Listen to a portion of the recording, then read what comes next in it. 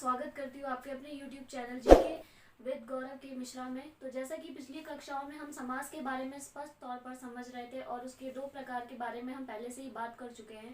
पहला प्रकार था अव्ययी भाव समास और दूसरा हमारा था द्विगु समास। तो आज हम बात करेंगे कर्मधारय और तत्पुरुष के बारे में। तो आज विस्तार से और स्पष्ट तौर पर समझेंगे। तो क्या होता है कर्मधारय समास?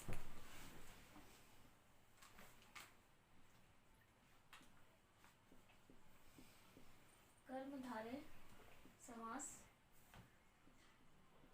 कर्मधारय समास में कौन सा पद प्रधान होता है? इसमें हमारा दूसरा पद प्रधान होता है। दूसरा पद प्रधान होता है। इसमें क्या होता है कि जैसे किसी संज्ञा या सर्वनाम की विशेषता बताने वाले शब्द को विशेषण कहते हैं। तो उसमें विशेषण और विशेष्य का ही काम होता है। विशेषण और विशेष्य यानी कि उपमान और उपमेय का कार्य होता है। विशेषण यानी उपमान होता है और विशेष्य होता है उपमेय। जैसे कि हम उदाहरण देखते हैं, जैसे कि नील गगन। तो एक हमने जैसे उदाहरण लिया है यहाँ पर नील गगन। तो नील क्या है? इसमें विशेषण है और गगन हमारा विशेष्य है। विशेषण और विशेष्य। तो विशेषण का मतलब होता है जिसकी संज्ञा और सर्वनाम जिसकी जब विशेषता बताई जाती है तो उसे विशेषण कहते हैं। और विशेष्य किसे कहते हैं? जिसकी विशेषता बताई जाए। तो नील जो जिस शब्द से विशेषता पता चलती है, और गगन यानी कि जिसकी विशेषता बताई जा रही है। तो यहाँ पर इसी का संबंध होता है। विशेषण विशेष्य होगा या उपमान या उपमेय होगा। ठीक है। तो जहाँ पर भी ये चीज इनका जब संबंध दिखाई देता है किसी शब्द में, तो वहां पर आपका अपने आप ही कर्मधारय समास आता है। तो अब और भी जैसे कि उदाहरण देख लेते हैं, जैसे कि हरी मिर्च। हरी यानी कि ये रंग बता रहे, विशेषता बता रहे, तो ये विशेषण हो गया हमारा। और मिर्च विशेष्य है जिसकी विशेषता बताई जा रही है। ठीक है। हरी मिर्च हो गई हमारी। और एक जैसे कि सफेद गाय।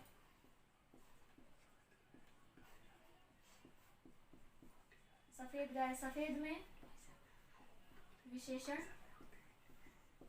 हमारा सफेद हो गया और गाय हो गई विशेष्य, क्योंकि यहाँ पर गाय की विशेषता बताई जा रही है, सफेद गाय। ठीक है। तो अब जैसे कि एक और देख लेते हैं, दयालु व्यक्ति। दयालु व्यक्ति, दयालु में क्या है? हमारा विशेषण है और व्यक्ति में क्या है? हमारा विशेष्य है। विशेषण और विशेष्य। ठीक है। इसके बाद जैसे चंद्रमुखी है।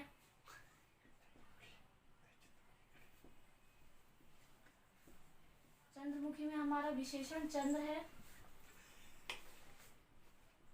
और मुख यानी हो गया हमारा विशेष्य।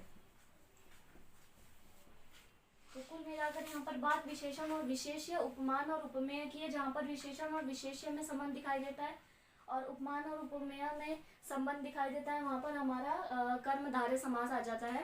और भी उदाहरण देख लेते हैं। जैसे कई जगहों पर ऐसा होता है कि जैसे महापुरुष आ गया, तो महा हमारा विशेषण और पुरुष विशेष्य हो जाता है। कई बार वाक्य में भी ये चीज आती है। जब वाक्य में आती है तो ये चीज थोड़ी सी बदल जाती है। उसकी भी एक पहचान ये है कि जैसे महापुरुष है,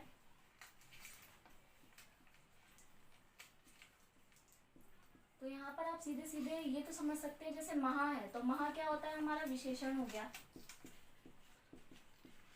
और पुरुष हमारा विशेष्य है। ऐसे भी आप देख सकते हैं। लेकिन कई बार आप इसको अलग कर एक वाक्य बना के भी देख सकते हैं। जैसे महान है जो पुरुष, वाक्य में ये पहचान है इसकी, महान है जो पुरुष, तो वो हमारा कर्मधारय में आ जाता है। तो जहाँ पर है और जो लग जाता है वाक्य में, जब आप वाक्य बनाकर देखते हैं वहां पर है और जो लग जाता है जो, तो वहां पर क्या होता है कि कर्मधारय समास वहां पर भी आता है। अब जैसे महर्षि,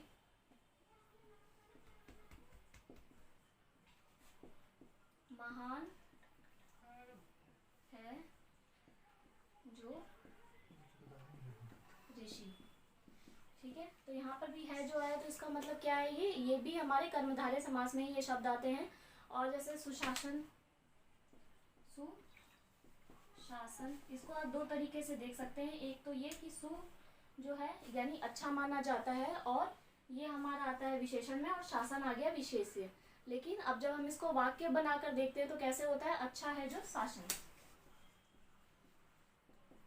अच्छा है जो शासन, सुशासन में आ जाता है। फिर और जैसे वीर पुरुष, वीर पुरुष, वीर पुरुष में सीधे सीधे आपको ऐसे भी दिखता है, वीर विशेषण और पुरुष विशेष्य हो जाता है। लेकिन उदाहरण में देखिए, वाक्य में वीर है जो पुरुष, तो ये सब कर्मधारय के ही उदाहरण है। इस तरह के बहुत से उदाहरण देखने को मिलते हैं।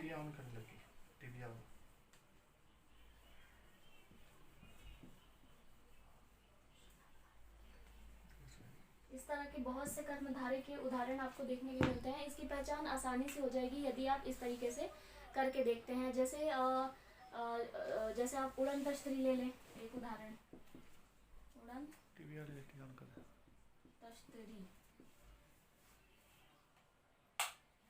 उड़न तश्तरी, तो उड़न तश्तरी में क्या होगा, उड़ती है जो तश्तरी, उड़ती है जो तश्तरी है, जो देखिए यहाँ पर भी आता है, जहाँ पर ये आ जाए वहाँ पर भी कर्मधारय होगा, जहाँ पे विशेषण और विशेष्य आ जाए वहाँ पर भी कर्मधारय होगा, और जहाँ पर उपमेय और उपमान आ जाए वहाँ पर भी कर्मधारय होगा। ठीक है, अब एक और उदाहरण, जैसे मंद बुद्धि, मंद बुद्धि में क्या होता है कि मंद विशेषण है जो कि विशेषता बता रहा है संज्ञा और सर्वनाम के, और बुद्धि क्या है आपका विशेष्य है जिसके बारे में बताया जा रहा है। तो यहाँ पर हो जाता है मंद है जो, मंद है जो बुद्धि कर लीजिए आप, मंद है जिसकी बुद्धि, जो भी, ठीक है। तो ये हो जाता है हमारा कर्मधारय में। अब कर्मधारय के बाद हमारा चौथा समास है तत्पुरुष समास। आप चाहें तो वीडियो पॉज कर इसका स्क्रीनशॉट ले सकते हैं ताकि आपको चीजें याद रहें। ठीक है, चौथा हमारा है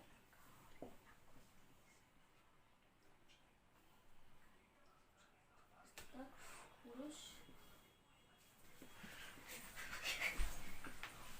समास। चौथा हमारा है तत्पुरुष समास। तत्पुरुष समास में क्या होता है, इस समास में जो दोनों पदों के बीच जो प्रयुक्त कारक होता है या चिन्ह होता है उसका लोप हो जाता है। यहाँ पर तत्पुरुष में जो है कारक चिन्ह ही होते हैं, कारक चिन्ह का प्रयोग होता है। और इसमें विशेष ध्यान देने वाली बात यह है कि इसमें कर्म से लेकर अधिकरण तक के कारक आते हैं। जैसे कि शरणागत है उदाहरण,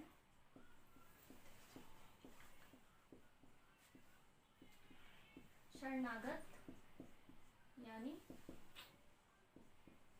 शरण को आगत। ठीक है, तो यहाँ पर आपके पास जो विभक्ति चिन्ह आया है इसका कौन सा है, वो है को। ठीक है, अब दूसरा देखते हैं, जैसे पदमुक्त, पदमुक्त में भी विभक्ति चिन्ह आता है, जैसे पद से मुक्त। यहाँ पर हमारा जो विभक्ति चिन्ह है वो है से। ठीक है, तो तत्पुरुष समास में यही होता है कि इसमें पहचान इसकी ये होती है कि जो इसमें विभक्ति चिन्ह होते हैं वो आते हैं कर्म से लेकर अधिकरण तक। जैसे कर्म को करण से के द्वारा होता है, संप्रदान के लिए होता है, और अपदान से यानी अलग संबंध का के की रारेरी, और अधिकरण में पर। ये जो जितने भी जो कारक चिन्ह होते हैं ये सब हमारे तत्पुरुष में आते हैं, जो कि शब्दों के बीच में, इनका दो शब्दों के बीच में लोप हुआ होता है। लेकिन जब आप वाक्य बनाते हैं तो आप इसको वाक्य बनाकर भी इसका पता लगा सकते हैं कि इसमें कौन से विभक्ति चिन्ह आ रहे हैं। ठीक है, तो जैसे कि पहले हम बात कर लें कि विभक्ति चिन्ह कौन से आते हैं। जो हमारे पास है कर्म से लेकर, कर्म है, करण है,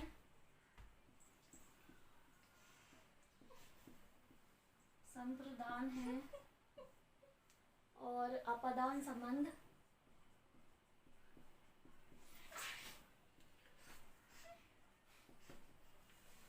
हमारे पास है अधिकरण। ठीक है, तो यहाँ पर हमारे चिन्ह जो आते हैं, कर्ण के साथ कौन सा चिन्ह आता है? को आता है। कर्ण में आता है से या के द्वारा। यहाँ पर जो कर्ण में जो से और के द्वारा होता है वो साधन के तौर पर प्रयोग किया जाता है। ठीक है, संप्रदान में आता है हमारा के लिए, अपदान में आता है से। अब यहाँ पर जो से आता है, यहाँ पर जो कर्ण है, यहाँ पर भी देखिए आप से आ रहा है, और जो अपदान में से है यहाँ पर भी से आ रहा है। तो दोनों में अंतर क्या है? यहाँ पर जो से आता है वो साधन के लिए प्रयोग होता है, और अपदान में जो से आता है वो अलग के लिए प्रयोग होता है। यानी कि जब कोई चीज़ अलग होती है तो वहाँ पर प्रयोग होता है। एक जोड़ने के लिए प्रयोग हो रहा है और एक अलग होने के लिए। ये दोनों वाले से में अंतर है। वाक्य से आपको पता चलेगा वहाँ पे कौन सा कर्ण कारक है या अपदान कारक है। वहाँ पे चीज़ अगर किसी को साधन बनाया जा रहा है तो वहाँ पर कर्ण का प्रयोग होगा, और जहाँ पे कोई चीज़ किसी चीज़ से अलग हो रही है तो वहाँ पर अपदान आ जाएगा कारक। अलग होने से संबंधित है। संबंध में आता है आपका का, के, की, या, रा, रे, री। इस तरह के जोड़ने वाले वो आते हैं। यानी कि दो शब्दों के बीच में जब संबंध जो जुड़ता है वो इसी संबंध कारक की वजह से होते हैं। अधिकरण में आता है में और पर। तो ये आपके सारे हो गए कारक, और ये हो गए आपके विभक्ति चिन्ह। यही हमारे तत्पुरुष समास में कर्म से लेके अधिकरण तक आते हैं। अब इन्हीं के आधार पर हम उदाहरण देंगे।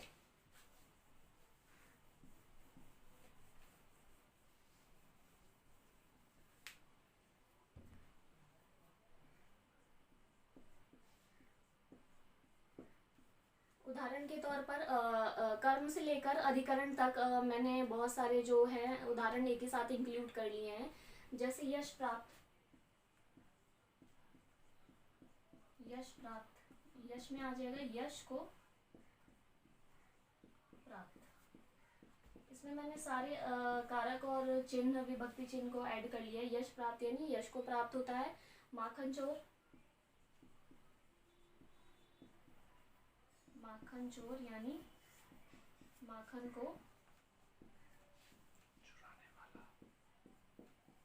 को चुराने वाला। यहाँ पर भी विभक्ति चिन्ह आ रहे हैं को। ठीक है, यानी कि कर्म वाला विभक्ति चिन्ह आ रहा है को, कर्म को। ठीक है, और जैसे ले लेते हैं जैसे शोकाकुल, यानी शोक से आकुल।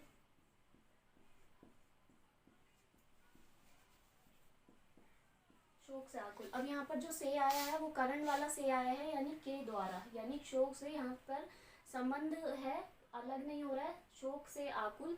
तो इसलिए यहाँ पर कर्ण वाला आएगा। आपका कर्ण वाली विभक्ति चिन्ह आएगी से। अब इसके बाद जैसे मन माना,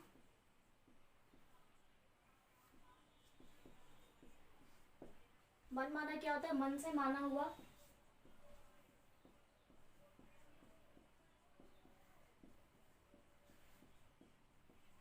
यहाँ पर भी आपकी जो है कर्ण वाली विभक्ति चिन्ह आएगा से, क्योंकि संबंध के तौर पर प्रयोग हो रहा है, साधन के तौर पर हो रहा है, इसलिए। अब अगला हम लेते हैं संप्रदान के लिए प्रयोग करते हैं कुछ उदाहरण। जैसे प्रयोगशाला,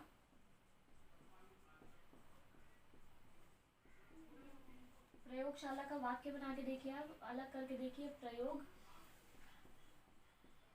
के लिए शाला, यानी कुछ प्रयोग करने के लिए एक घर होता है, आलय होता है, यानी प्रयोग के लिए शाला। अब यहाँ पर जो विभक्ति चिन्ह आया वो है के लिए। के लिए हमारा किस में आता है? संप्रदान में आता है, इसलिए ये है संप्रदान का उदाहरण के लिए।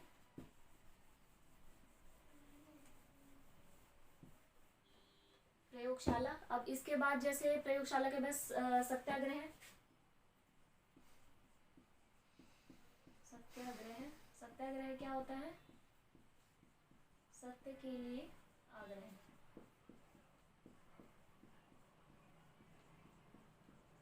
सत्य के लिए आग्रह, के लिए यानी हमारा संप्रदान कारक की बात हो रही है।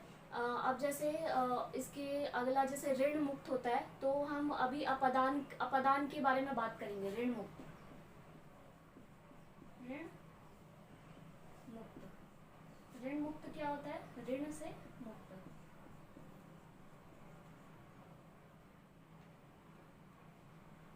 ऋण से मुक्त। अब यहाँ पर जो से आया वो क्या बता रहा है? यहाँ पर अपदान वाला से आया। कैसे अंतर पता चलता है इसका? क्योंकि यहाँ पर चीज अलग हो रही है। मैंने आपको पहचान बताई थी। यदि करण वाला आएगा तो वहाँ पर के द्वारा साधन के तौर पर प्रयोग होगा। यदि यहाँ पर अपदान वाला से आएगा तो वहाँ पर क्या होगा? अलग होने वाली प्रक्रिया होगी। तो ऋण से मुक्त, ठीक है। तो यहाँ पर अलग होने वाले, ऋण से मुक्त हो रहा है, अलग होने वाला वो जो है इसका अर्थ पता चल रहा है, इसलिए हमारा अपदान वाला उदाहरण है, ठीक है। अब जैसे गुणहीन, गुणहीन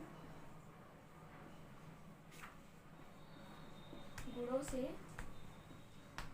हीन, ठीक है। गुणों से हीन, यहाँ पर भी अलग होने का एक उदाहरण पता चल रहा है। गुणों से हीन। और जैसे विद्या रहित, विद्या रहित,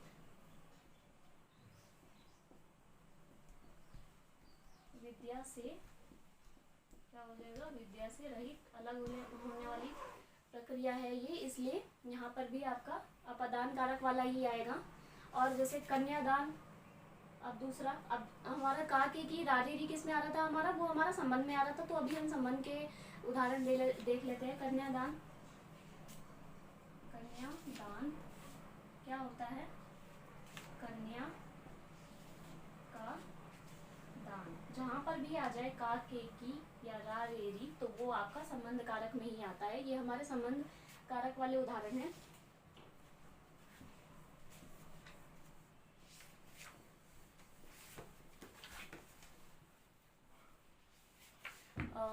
अब जैसे हो जाता है भारत रत्न, भारत रत्न यानी भारत का रत्न।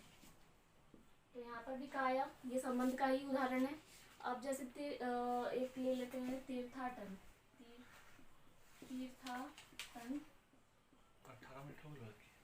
जैसे कि तीर्थाटन, तीर्थाटन में क्या होता है? तीर्थों में टन, तीर्थाटन यानी तीर्थों में अटन।